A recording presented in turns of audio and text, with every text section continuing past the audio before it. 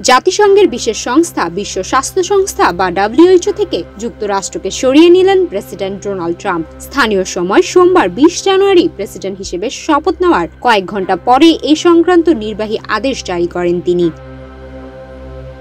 শপথ নেওয়ার প্রায় 8 ঘন্টা পর জারি করা একটি নির্বাহী আদেশে ট্রাম্প বিশ্ব স্বাস্থ্য সংস্থা থেকে যুক্তরাষ্ট্রকে প্রত্যাহারের বেশ কয়েকটি কারণ উল্লেখ করেন, যার মধ্যে রয়েছে WHO কোভিড-19 মহামারীর ভুল ব্যবস্থাপনা এবং জরুরিভাবে প্রয়োজন এমন সংস্কারে ব্যর্থতা।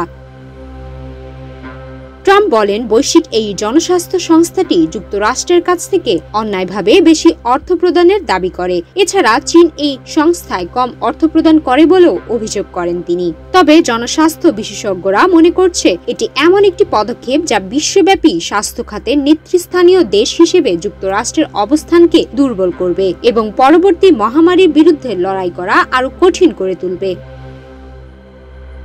নিউ ইয়র্ক টাইমস বলছে, ট্রাম্পের এই পদক্ষেপটি অপ্রত্যাশিত নয়।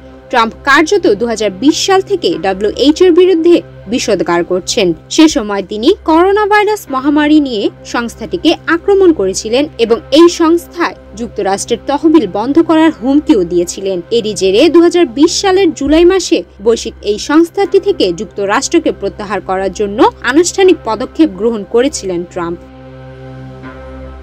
এদিকে 47তম প্রেসিডেন্ট হিসেবে ওয়াশিংটনের ক্যাপিটাল ওয়ান অ্যারেনা মঞ্চে প্রথম ভাষণের পর প্যারিস জলবায়ু চুক্তি থেকেও বেরিয়ে আসার আদেশে সই করেন ট্রাম্প। এছাড়া বাইডেন আমলের 78টি নির্বাহী আদেশ বাতিল করেছেন তিনি। এর পাশাপাশি দ্বিতীয় মেয়াদে যুক্তরাষ্ট্রের প্রেসিডেন্ট হিসেবে শপথ নেওয়ার পর মেক্সিকো সীমান্তে জরুরি অবস্থা ঘোষণা, পানামা খাল ফেরত নেওয়া, বিদেশি পণ্যের আমদানিতে শুল্ক বৃদ্ধির মতো কয়েকটি ঘোষণা দিয়েছেন ট্রাম্প।